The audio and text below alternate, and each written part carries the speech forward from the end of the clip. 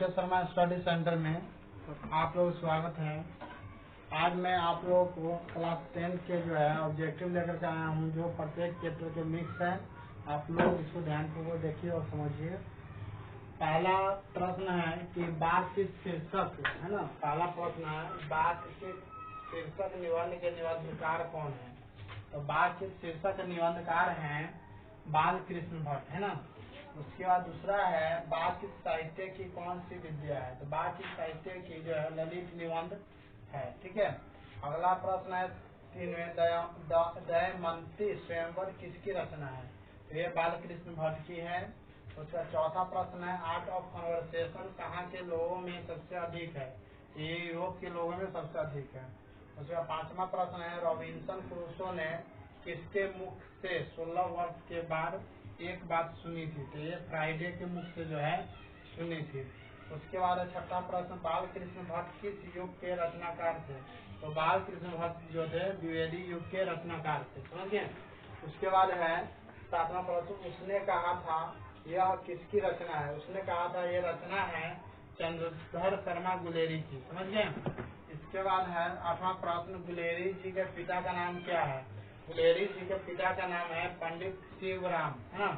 गुलेरी जी के पिताजी का नाम है पंडित शिवराम। उसके बाद 9वां प्रश्न है मील का पत्थर किस कहानी को माना जाता है। तो ये जो है उसने कहा था कहानी को माना जाता है। इसके बाद अगला प्रश्न है तेरी कुरमाई हो गई ऐसा कौन पूछता है। तो ये जो है लहना सिंह पूछते हैं तेरी कुरमाई हो गई, है ना। उसके बाद 11वां प्रश्न है उसने कहा था किस शहर का चित्रण है। तो ये अमृतसर शहर का चित्रण है। उसका 12वां प्रश्न है उसने कहा था कहानी कैसी है। उसने कहा था कहानी जो है प्रेम पर बलिदान होने की कहानी है, समझ गए। अगला प्रश्न है लहना सिंह के बड़े भाई का नाम क्या था। लहना सिंह के जो बड़े भाई का नाम कीरत सिंह था। लहना सिंह के बड़े भाई का नाम क्या था, कीरत सिंह। उसके बाद 14वां प्रश्न है संपूर्ण क्रांति का नारा किसने दिया था। संपूर्ण क्रांति का नारा जो दिए थे जयप्रकाश नारायण ने दिए थे। संपूर्ण क्रांति का नारा किसने दिया था। संपूर्ण क्रांति के जो है नारा जयप्रकाश नारायण दिए थे। उसके बाद है जयप्रकाश नारायण के बचपन का नाम क्या था। जयप्रकाश नारायण के बचपन का नाम बाउल था, है ना, बाउल था। उसके बाद है जेपी की किसका दलाल कहा गया यानी जयप्रकाश नारायण को किसका देश कौन सा देश को जो दलाल कहा गया था। तो अमेरिका का, है ना, अमेरिका के कहा गया था। उसके बाद 17 में संपूर्ण क्रांति साहित्य की कौन सी विद्या है। ये भाषण है, समझ गए। ये क्या है, भाषण है। आप लोग जो ध्यान को देखते जाइए समझते जाइए। उसके बाद 18वें प्रश्न जेपी के द्वारा पटना के गांधी मैदान में कब भाषण दिया गया था।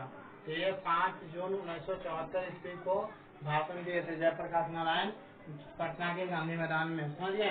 अगला प्रश्न है 19 में जयप्रकाश नारायण के जीवन पर किसका प्रभाव पड़ा था। जयप्रकाश नारायण का जो है जीवन पर स्वामी सत्यदेव का प्रभाव पड़ा था। उसके बाद 20 में प्रश्न है लोकनायक किससे कहा गया है।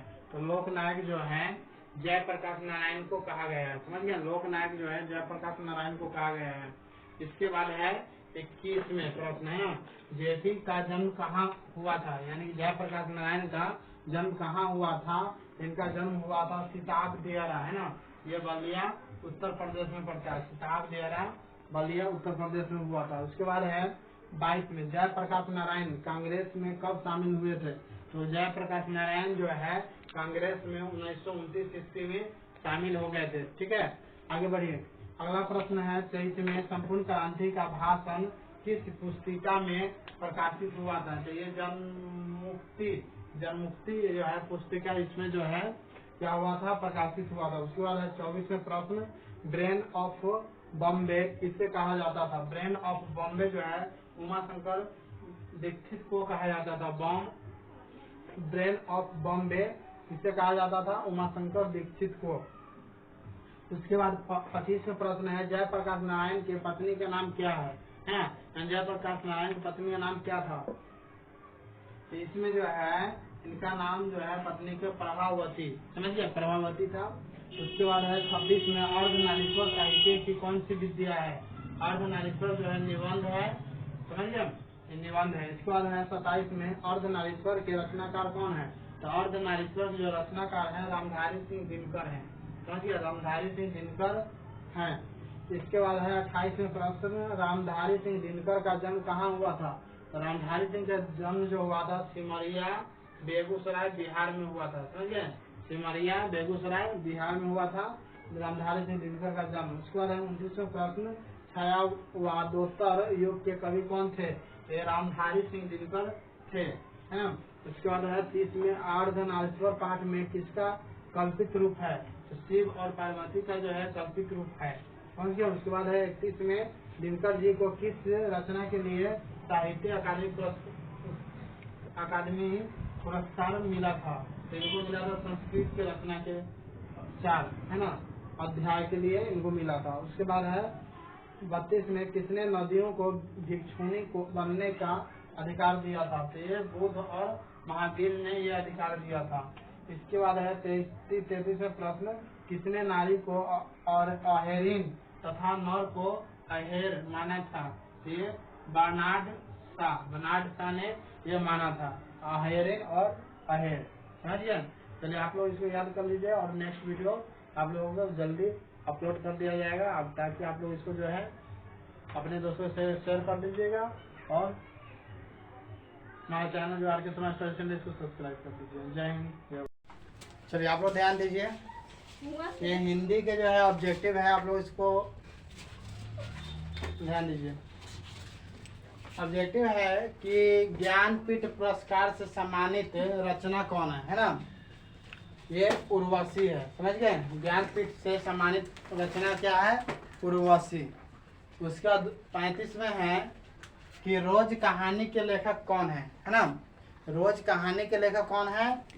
अज्ञाय, है ना? अज्ञाय जी है रोज कहानी के लेखक। इसके बाद 36 में है, गैंग्रीन क्या है? गैंग्रीन एक बीमारी होता है, ठीक है। इसमें क्या होता है, कभी कभी देखते हो या कुछ हल गया है ना, चुभ गया और उसमें निकल नहीं पाता, वो सड़ने लगता है, तो सड़ता है तो उसी से धीरे धीरे बढ़ते रहता है, काला हो जाता है। कभी कभी देखते हो नाखून में या कहीं पे, तो जिसको हम लोग ब्लेड से काटते हैं, है ना, वो बढ़ते जाता है उसके अंदर, उसी को गैंग्रीन कहते हैं। उसके बाद है 37 में, तार सप्तक के संपादक कौन है? तार सप्तक के संपादक जो है अज्ञाय जी है। समझ गए? तार सप्तक के संपादक कौन है? अज्ञाय जी। समझ आ रहा है? इसके बाद जो है 38 में है, रोज कैसी कहानी है? रोज जो है मनोवैज्ञानिक कहानी है। समझ गए? रोज कैसी कहानी है? मनोवैज्ञानिक। इसके बाद है 39 में, मालती के पति का नाम क्या है ना? मालती के पति का नाम महेश्वर था, है ना? क्या नाम था? महेश्वर, मालती के पति के। उसके बाद है 40 में, रोज कहानी के मुख्य पात्रा कौन है? तो रोज कहानी के मुख्य पात्रा जो है मालती है। समझ गए? कौन है? मालती। इसके बाद 41 में है, एक लेख और एक पत्र के लेखक कौन है ना? तो इसके जो लेखक हैं भगत सिंह है। एक लेख और एक पत्र के लेखक कौन है? भगत सिंह। समझ गए? इसके बाद है 42 में, भगत सिंह के चाचा का नाम क्या था? भगत सिंह के चाचा का नाम था अजीत सिंह। समझ गए? भगत सिंह के चाचा का नाम क्या था? अजीत सिंह। इसके बाद है 43 में, भगत सिंह के शहादत कब हुई? तो इनका शहादत जो हुई थी भगत सिंह के 23 मार्च 1931 ईस्वी को इनका शहादत हो गया था, ठीक है। इसके बाद है 44 में, भगत सिंह ने कैसी मृत्यु को सुंदर कहा है? तो भगत सिंह ने देश सेवा के बदले में दी गई फांसी को जो है सही कहा है। समझ गए? इसके बाद है 45 में, भगत सिंह ने किसका पत्र किसको पत्र लिखे थे? तो ये लिखे थे पत्र अपने मित्र, है ना, सुखदेव सिंह को ये पत्र लिखे थे। कौन? भगत सिंह ने। इसके बाद है 46 में, जगदीश चंद्र माथुर का जन्म कब हुआ था? तो जगदीश चंद्र माथुर का जन्म हुआ था 16 जुलाई 1917 ईस्वी को। कब हुआ था? 16 जुलाई 1917 ईस्वी को हुआ था। समझ गए? चलिए आगे ध्यान दीजिए। 47 में, कर्नाट वंश के राजा हरि सिंह को किसका मुकाबला जो है करना पड़ा? कर्नाट वंश के राजा हरि सिंह को किसका मुकाबला करना पड़ा? गयासुद्दीन, है ना, तुगलक को से जो है मुकाबला करना पड़ा था। समझ गए? गयासुद्दीन तुगलक से। इसके बाद जो है यहाँ ध्यान दीजिए 48 में है, ओ सदानेरा पाठ में बिहार के किस क्षेत्र का वर्णन है ना। ये बिहार का किस क्षेत्र का वर्णन है, तो ये चंपारण क्षेत्र का है ना। चंपारण क्षेत्र का क्या है, वर्णन इसमें है, वो सदा नीरा है। समझ में आ रहा है। चलिए अगला ध्यान दीजिए, 49 में है ओ सदा नीरा किसको निमित्त बनाकर लिखा गया है, तो ये गंडक नदी को निमित्त बनाकर लिखा गया है। समझ गए। इसके बाद है 50 में है झांगर है ना। जांगर शब्द का अर्थ क्या है ना। जांगर शब्द का जो है अर्थ है भारे का मजदूर। समझ गए, क्या होता है, भारे का मजदूर। इसके बाद है 51 में गांधी जी शिक्षा के लिए कितने गांवों को चुने थे।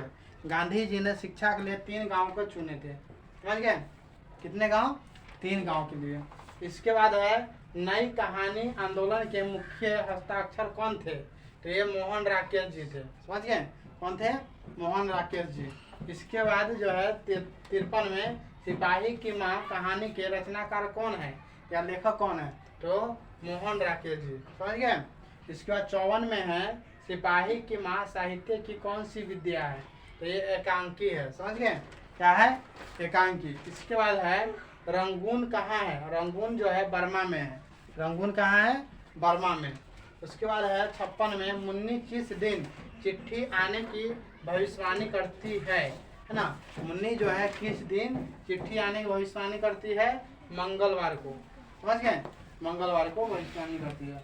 उसका 57 में है सिपाही की माँ एकांकी किस पुस्तक से ली गई है, तो ये अंडे के छिलके तथा अन्य एकांकी से लिया गया है। समझ गए। इसके बाद है 58 में कुंती कौन थी, कुंती थी बिस्नी की पड़ोसन।